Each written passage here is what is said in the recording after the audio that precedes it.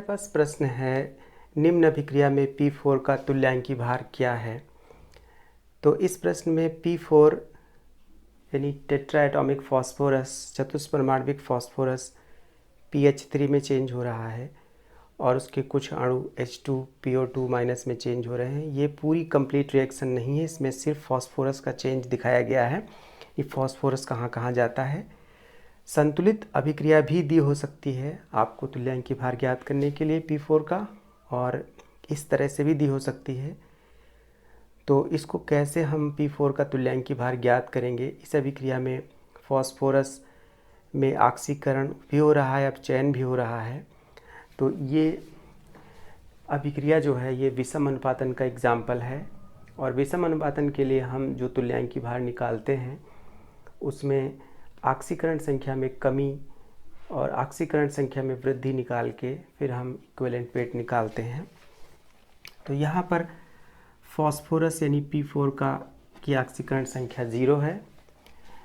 यहाँ PH3 में hydrogen को +1 लेंगे तो ये -3 आएगी। यहाँ पर हाइड्रोजन को अगर 1 रखेंगे, ऑक्सीजन को -2 रखेंगे तो ये +1 आएगी। यानी फास्फोरस जो है P4 PH3 में जा रहा है तो इसमें ऑक्सीकरण संख्या में कमी हो रही है, यानी अपचयन हो रहा है। और P4 के कुछ अणु यहाँ जा रहे हैं तो इसमें ऑक्सीकरण हो रहा है। क्यों? क्योंकि यहाँ पर आप देख रहे हैं कि +1 ऑक्सीकरण संख्या है। तो 0 से +1 यानी ऑक्सीकरण संख्या में वृद्धि होना ऑक्सीकरण है, और ऑक्सीकरण संख्या घटना क्या है? अपचयन है। तो इसमें हमें इसका तुल्यांकी भार ज्ञात करना है P4 का।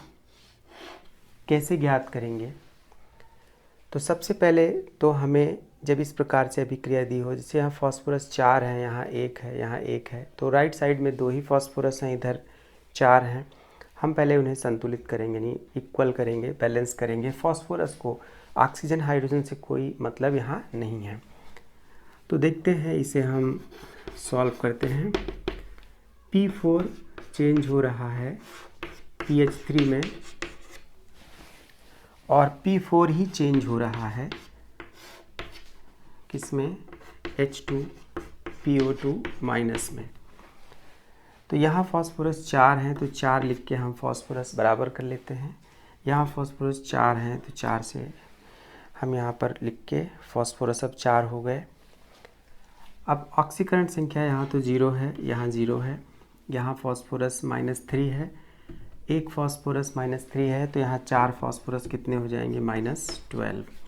यानी यहाँ पर जो ऑक्सीडेशन नंबर में कमी है वो कितनी आई?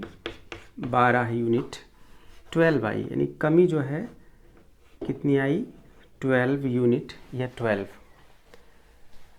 और इसी तरह यहाँ पर हम देखते हैं P4 इसमें H2PO2 माइनस में चेंज हो रहा है, तो यहाँ फास्फोरस +1 यानी 4 फास्फोरस यहाँ है, तो 4 1 जा 4, यानी यहाँ पर +4 है। तो यहाँ ऑक्सीकरण संख्या 0 से 4 हो रही है, तो 4 यूनिट की वृद्धि हो रही है। यहाँ 12 की कमी हुई थी, यहाँ 4 की वृद्धि हो रही है। तो जो ऑक्सीडेशन नंबर में वृद्धि है वो कितनी है? 4 यूनिट है। लेकिन आप जानते हैं किसी रिडॉक्स अभिक्रिया में ऑक्सीकरण संख्या में कमी वृद्धि के बराबर होनी चाहिए, यानी दोनों इक्वल होने चाहिए। इक्वल नहीं है तो उनको इक्वल करने के लिए हम मल्टीप्लाई करते हैं प्रॉपर नंबर से।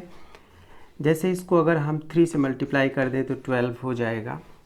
तो इस इक्वेशन को हम 3 से मल्टीप्लाई करेंगे, यानी 3 से यहाँ मल्टीप्लाई, 3 से यहाँ मल्टीप्लाई, तो यहाँ पर 3 हो जाएगा, और यहाँ पर 3 4 जा 12 हो जाएगा। यानी फास्फोरस कितने हो गए? 12। तो अब जो है 1 है एक फास्फोरस का, तो 12 से मल्टीप्लाई करेंगे तो +12 हो जाएगा। अब ऑक्सीडेशन नंबर में वृद्धि कितनी हो गई? 12। तो अब फास्फोरस के जो परमाणु हैं वो ऑक्सीकरण संख्या में वृद्धि और कमी के रिस्पेक्ट में बैलेंस हो गए हैं।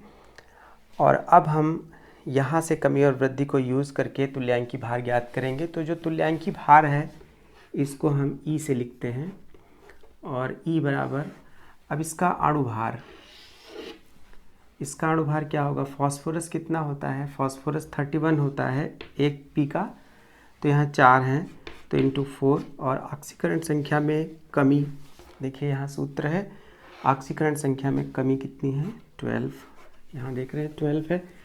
तो यहाँ से कमी जो है 12 हमें मिली है, प्लस यहाँ पर चूँकि 3 से हमने मल्टीप्लाई किया है तो ये 3 यहाँ भी आएगा।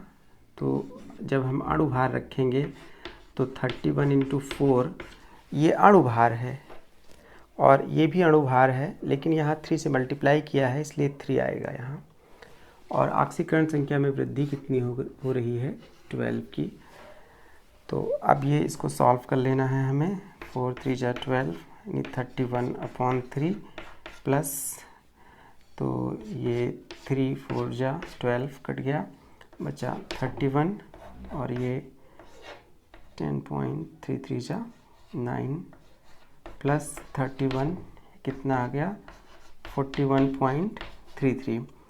तो ये हमारा आंसर है। इस तरह की अभिक्रियाएं जिनमें एक पदार्थ अपचयित होता है और सेम पदार्थ ऑक्सीकृत होता है, यानी उसका विषम अनुपातन होता है, डिस्प्रपोर्शनेशन होता है, उसमें हमें ऑक्सीकरण संख्या में कमी और वृद्धि इस प्रकार से निकाल के, और यानी एक बार यहाँ के लिए, एक बार हम यहाँ के लिए, और उसी पदार्थ का अणुभार हम ऊपर यूज़ करेंगे और इस तरीके से हम उसका तुल्यांकी भार निकाल लेंगे। तो मैं समझता हूँ इसका तुल्यांकी भार कैसे निकाला गया ये आपको समझ में आया होगा।